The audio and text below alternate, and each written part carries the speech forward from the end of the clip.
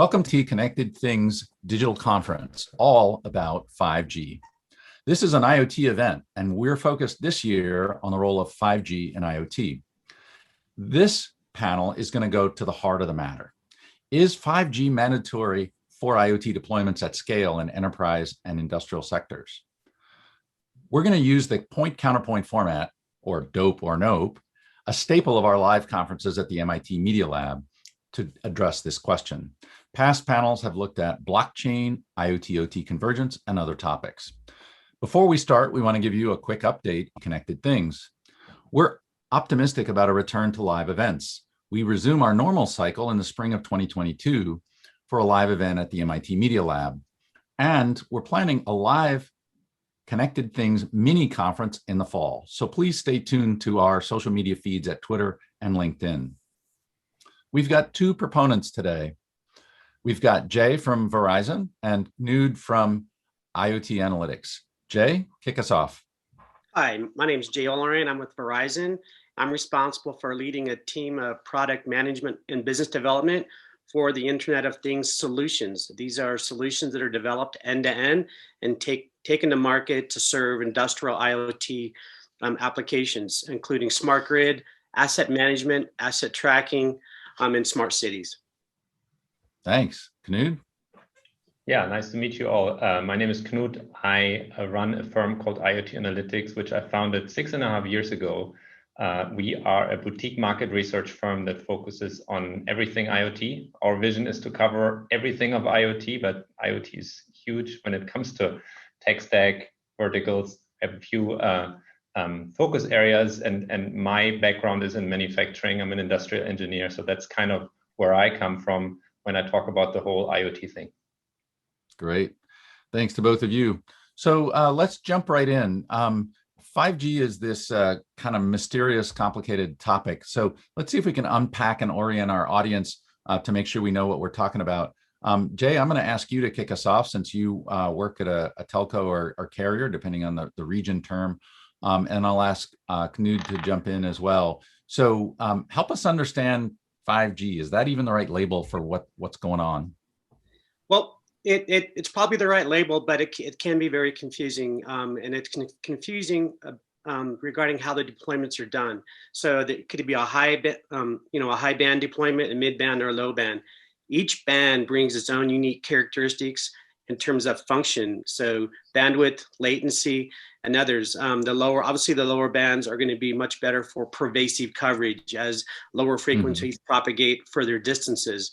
So each particular set has its own unique benefits to drive more adoption of IoT.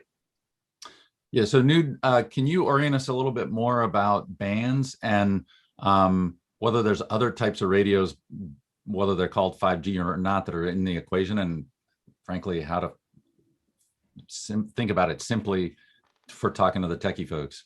Yeah, I mean, when we look at in a few years, 30 or so billion connected IoT devices, and we look at how they're connected, then 5G is actually just a very small piece in that puzzle, at least for now. And there are a number of different ones. So if you just look at cellular, there's obviously the legacy, the 4Gs, the 3Gs, and so on. There is also a whole set of kind of lower level, low power wide area networks. Even and then there's some developments where some of them are being integrated into 5G, such as narrowband IoT, but there's also some outside of that, LoRa. There's satellite technology. There's I mean, if you just look at connectivity, there's Bluetooth. There's other things that we're not talking about that right now, but some devices are connected by wire, and you could consider that IoT. So there is a lot of different technologies, but 5G is obviously one of the really exciting ones that is coming up right now, which is why we're talking about it, I guess. Right. So just to be clear for the audience, then we have what is often referred to as low and mid band. And the way I understand that in the simple way is it's kind of an improved version of 4G LTE, not dramatically different. And then there's this crazy high band version that is where we hear a lot of the magic. Can you all comment briefly on the advantages of these sort of three classes of new radio, a techie term you sometimes hear, and why they might be, what the benefits are compared to the existing carrier services or these specialized radios that you just talked about. Yeah, I'll go back to you, Knud. Yeah, I mean, I was just going to say I'll let Jay go because I mean he works with this every day. But I mean, first, I mean, 5G is a massive improvement in terms of bandwidth, and the further you go up in that what you refer to as the higher level or the millimeter wave type, I mean, there you can get a very big increase in bandwidth. The other thing is obviously then the lower latency, which means you can whatever you want to get, you get it much quicker in a millisecond, essentially time frame. But I'll let Jay add to that. Yeah. Yes, please. Sure. Yeah, and from a carrier industry perspective, the first key benefit to all this is adding additional capacity to the network. To Knut's point of having 30 billion devices on the networks over a period of time, that's going to require increased capacity. So think about a farmer increasing their yield because they've adopted new technology and are able to do so. That is the underlying benefit here is by having increased capacity, having new modulation techniques or benefits of the modulation techniques that allow the bandwidth to increase, to lower the latency. Those are really some of the key drivers here. Without that capacity, you would immediately oversubscribe the network as IoT becomes more adopted and becomes more pervasive. So I think of that, and help me understand if this is correct for our audience, as just greater density of endpoints. I can have more things connected to the network in a small area. Correct. Okay, great. Quick comment to orient our audience on this idea of private 5G, and is that good for anything?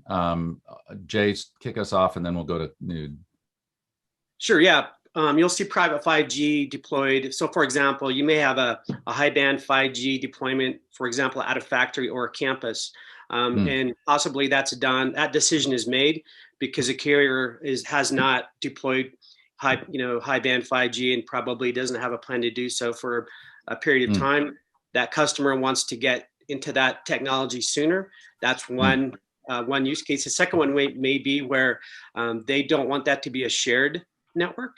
They want to have that network used only by them for there could be a security reason potentially, or that could be just their own use cases around their policies. So and they may even want to be in control of the destiny of that technology to sweat that capital investment for a longer period of time.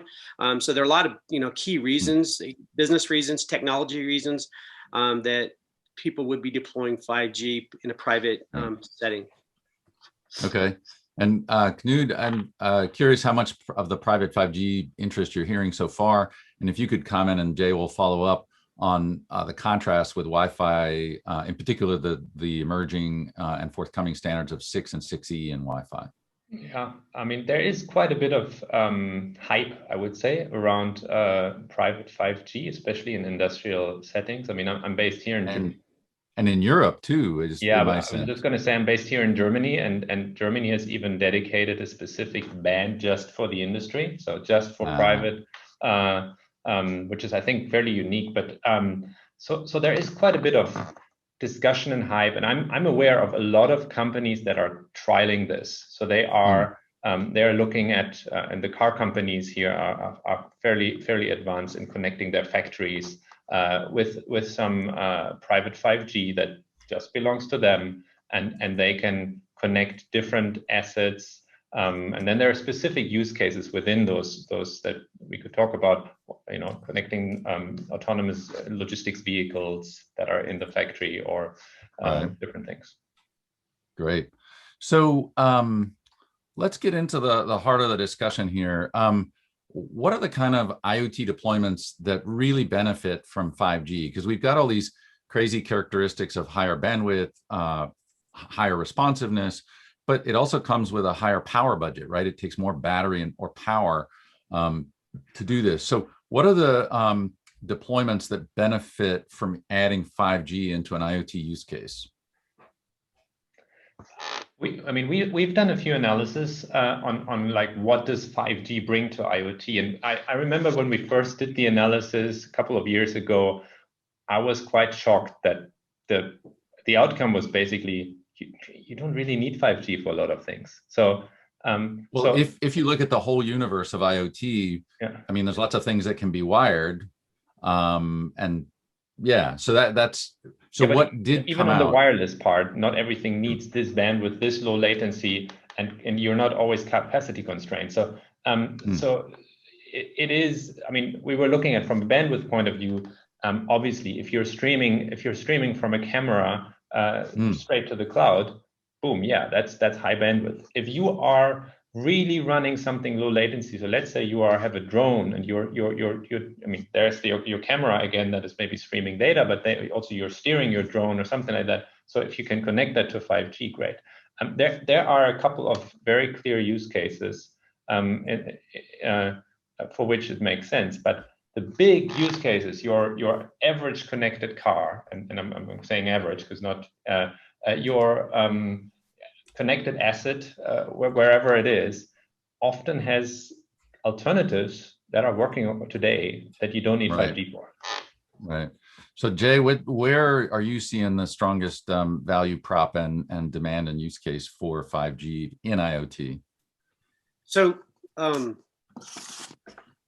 today, the first probably beneficial use case for high band 5G will be around command and control, really in terms of things like critical infrastructure or safety and security. So the ability to remotely take operation of an asset that could cause harm to somebody in the area or something, those are going to be some of your first early adopters of use cases.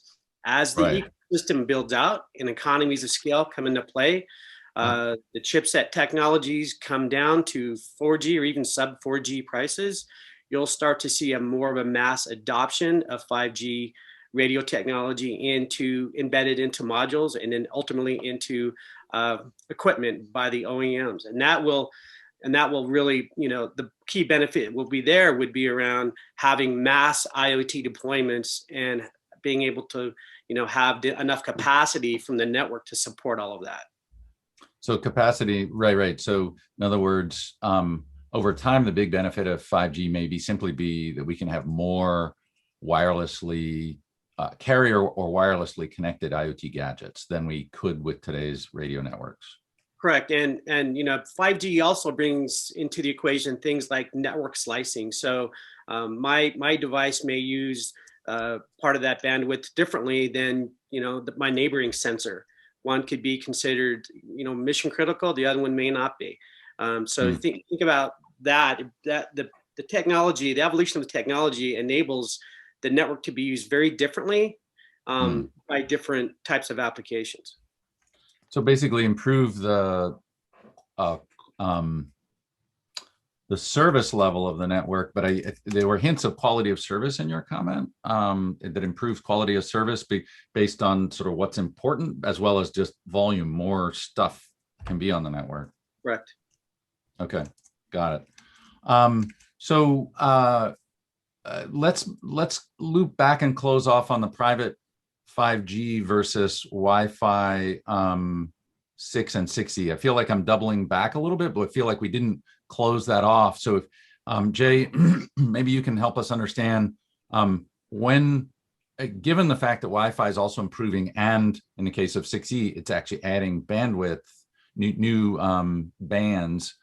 Help us understand the sort of the strengths of each one, or how to think about that. Is that for Knut or me? Yes, no, for you, Jay. Start us, because I think you had a perspective on that. Well, my perspective is they're somewhat complementary as they are today, right? If you look at Wi-Fi use cases today versus 4G, they're very complementary. What you'll see, and in many cases, you see 4G as the backhaul service for Wi-Fi services. That there's been a lot of success in that space today in IoT, where 4G is used as the backhaul technology, and Wi-Fi is the medium, you know, to connect other devices, other sensors or devices. So I think you'll see 5G and the different bands of 5G, you'll see that those use cases begin to even grow, where now you're bringing a more of a broadband experience into the equation. And, you know, Wi-Fi 6 may be the distribution method of the radio technology in combination possibly of 5G. It really depends on the use case, and it really is based upon, you know, the application.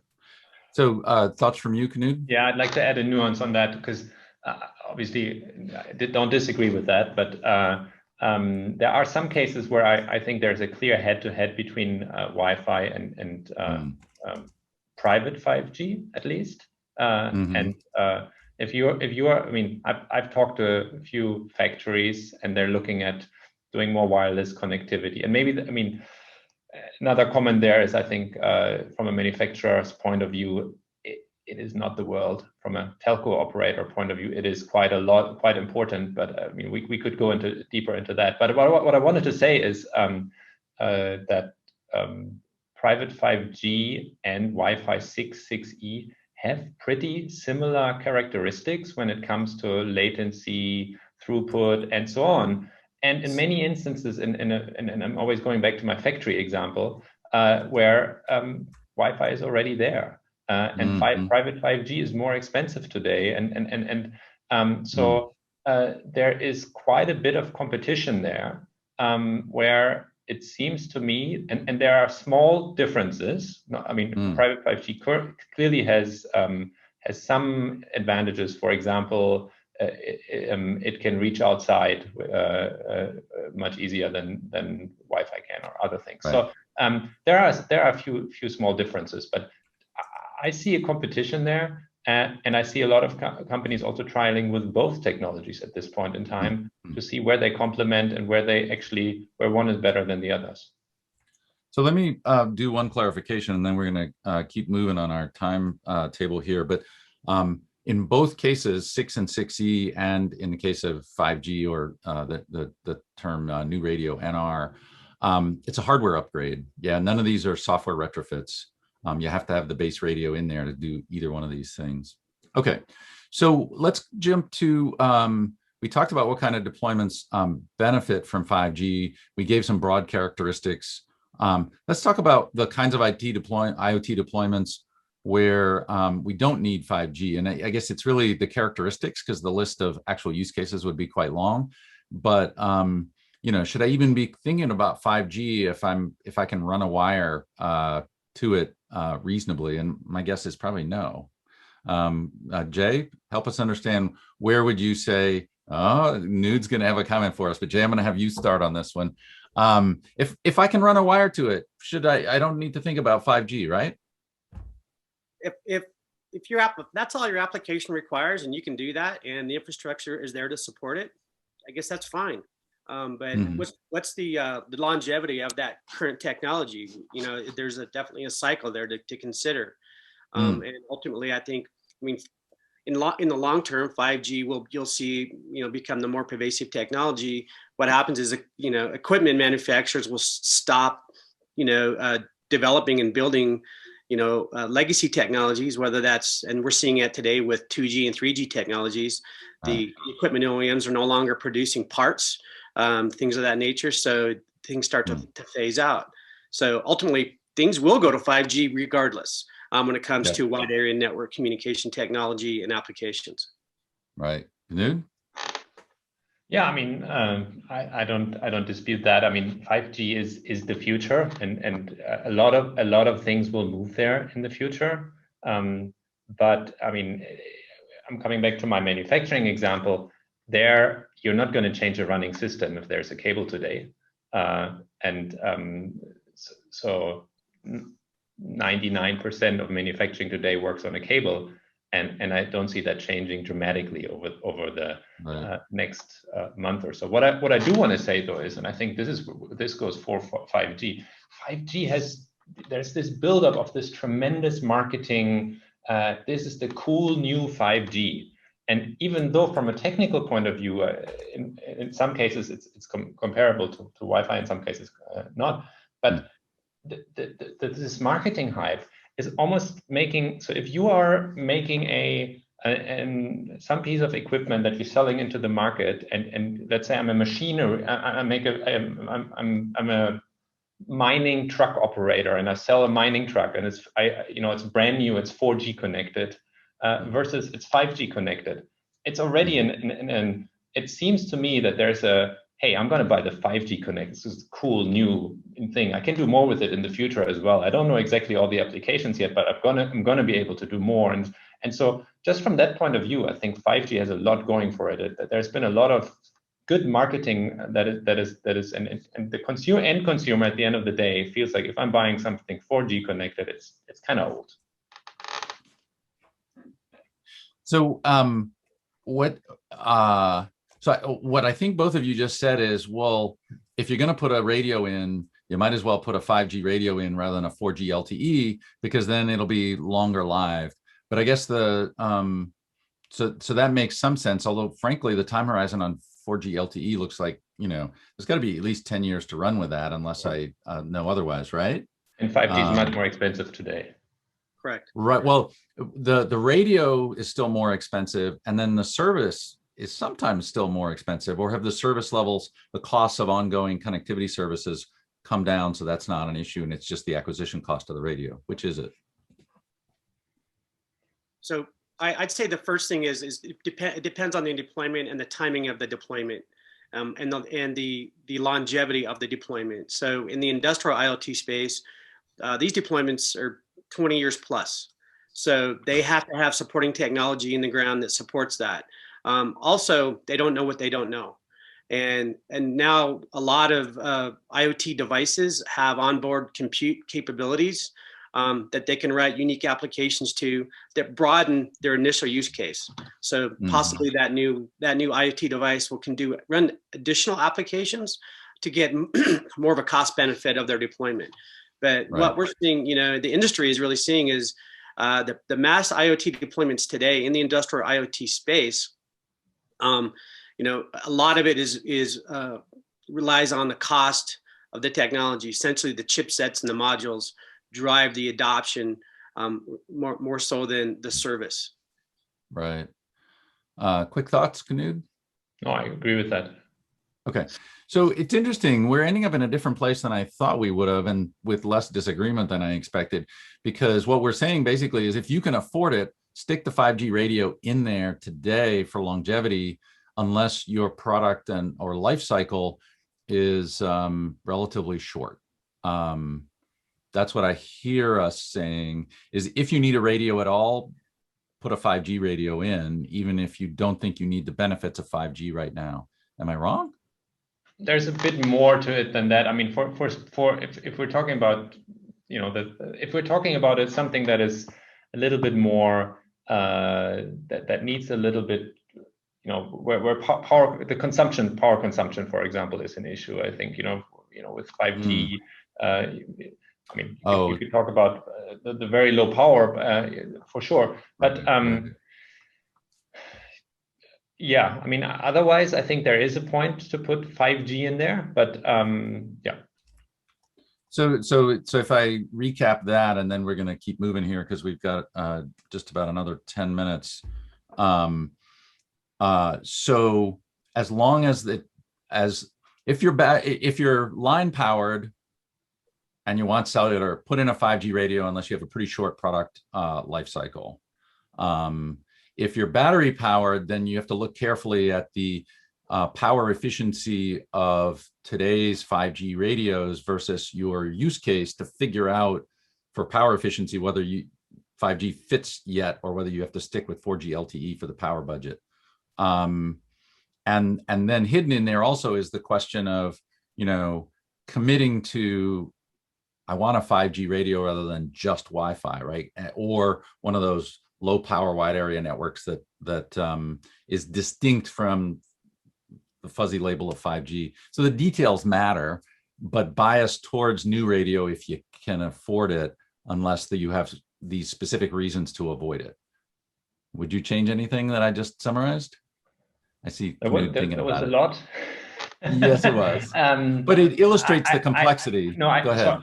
So yeah, I mean, at the end of the day, one of the big concerns today, right now, is still cost. And so if you feel that 4G latency, bandwidth, whatever is enough, I mean, 4G is going to be supported for a while.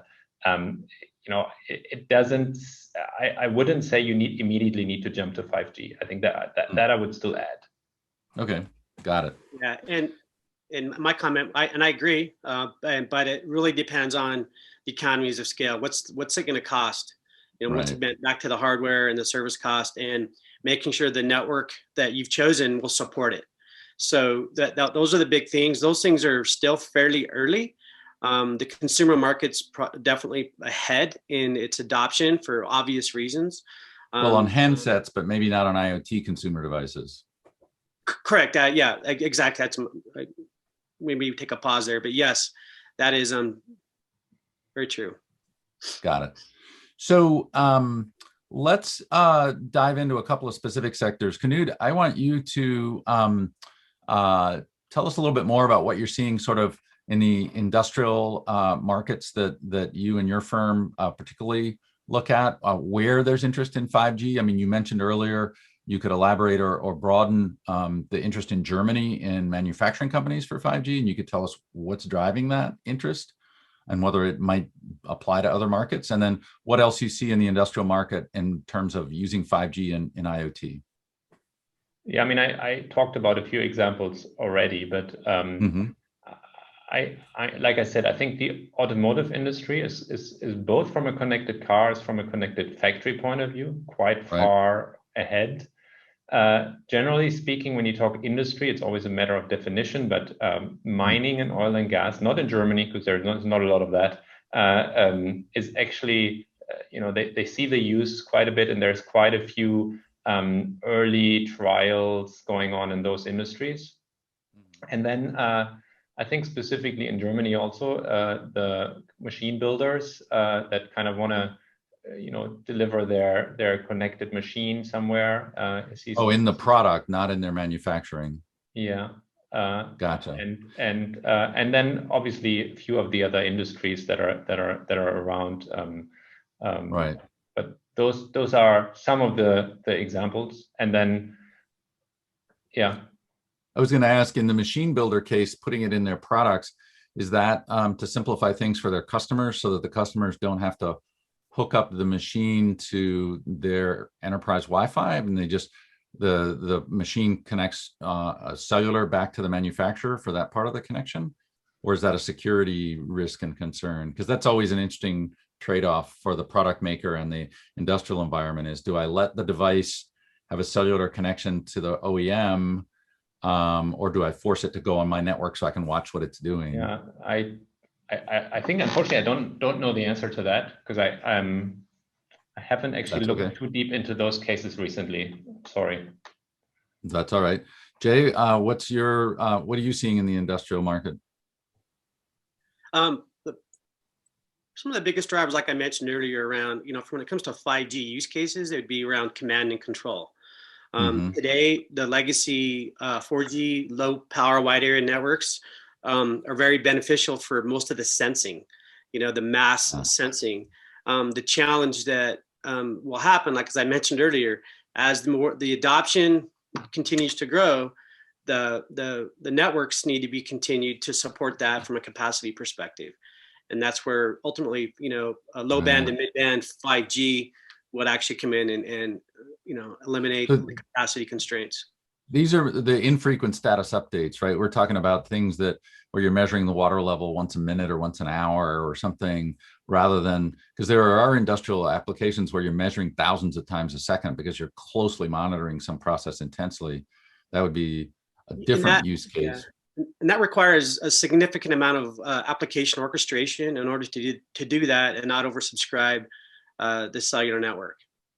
Right. Yeah. No. But I was just trying to orient for our audience that there's cases where the rate of sensing is very low, and so it fits nicely into one part of this application, versus very high rates of sensing and responsiveness is a very different kind of use case. Correct. Now, Jay, contrast that, say, with smart cities and smart meters, because I feel like in those cases, it is more the the smaller sampling, lower data rate kinds of things. But what are you seeing in those markets, smart city, smart meter kind of stuff? So in smart cities, smart meters, some of the early adopting applications would be, once again, the command and control type solution. So for example, if you need something needs to be monitored in a fairly near real-time manner, and essentially almost a data streaming manner, those will come into play. And those could be things like, substation sensing, line down type stuff, to more around the distribution network. Monitoring elements of that, where the metering, the revenue metering and the quality metering works very fine on low power WAN technologies. But you may have, meters scattered throughout the distribution grid that are used for more command and control functions, possibly interoperating with some type of a critical infrastructure, SCADA system, things of that nature. Okay. Now, there's been a hidden assumption in our conversation today about 5G that it's fundamentally about service offerings from network providers, in this case, for example, from Verizon or carriers or telcos, and that are the same essentially networks that we make phone calls on with our smartphones.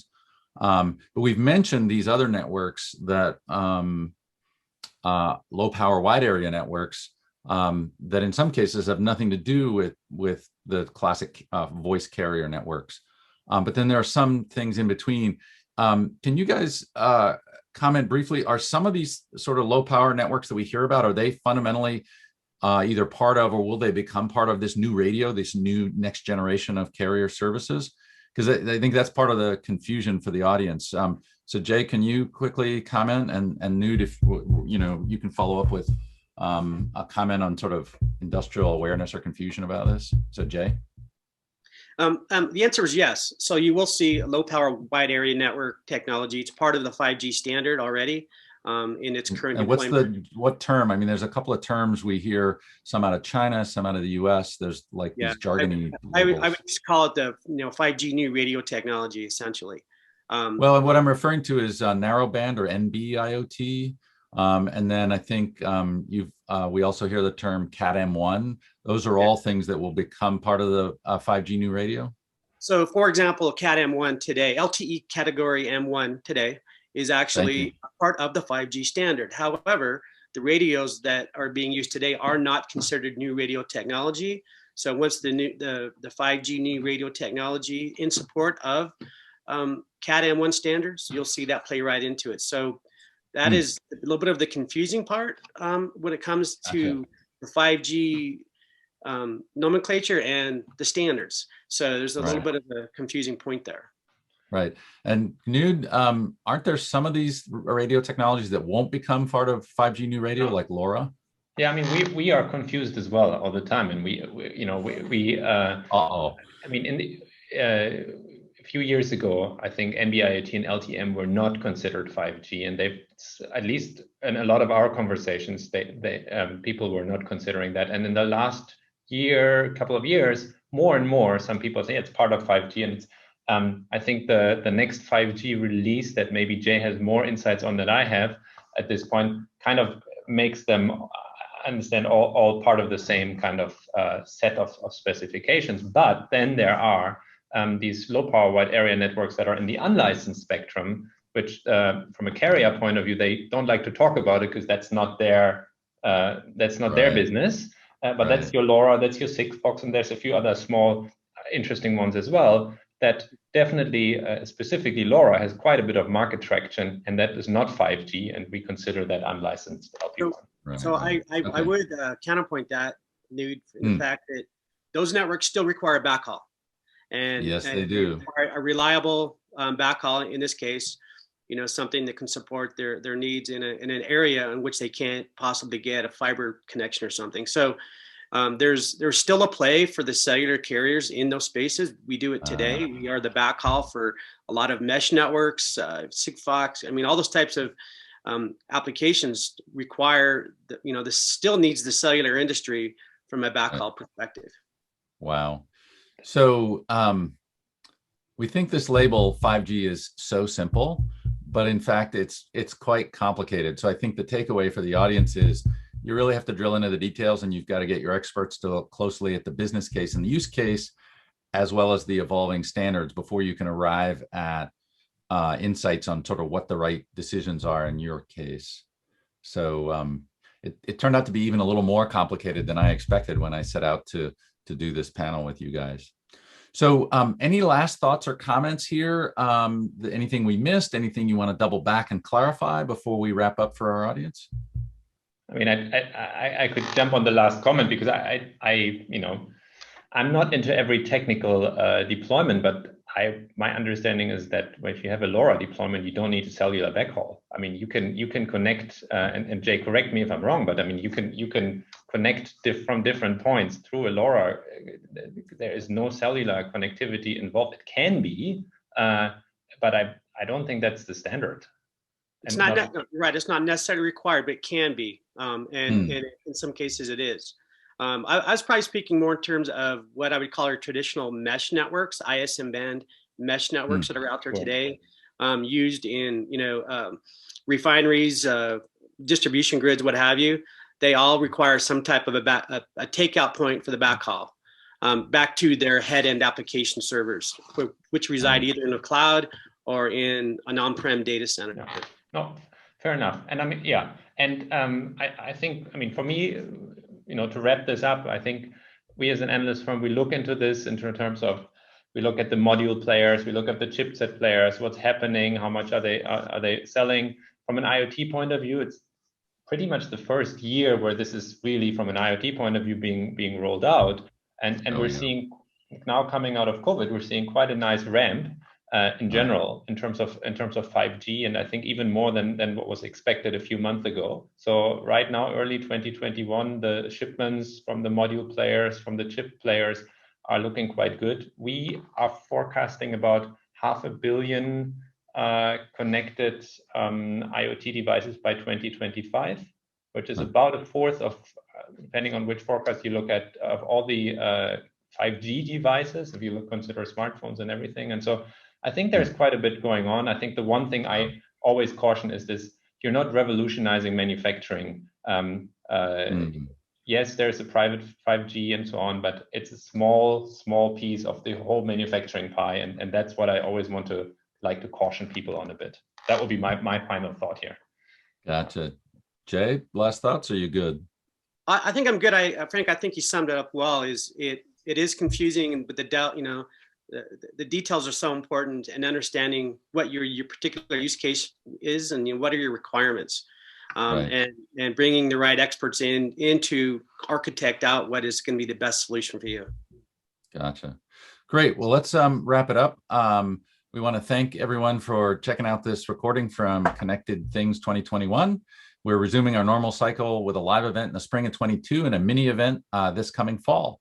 So please stay tuned to our Twitter and LinkedIn feeds for those dates. And thanks very much again. Thank you all.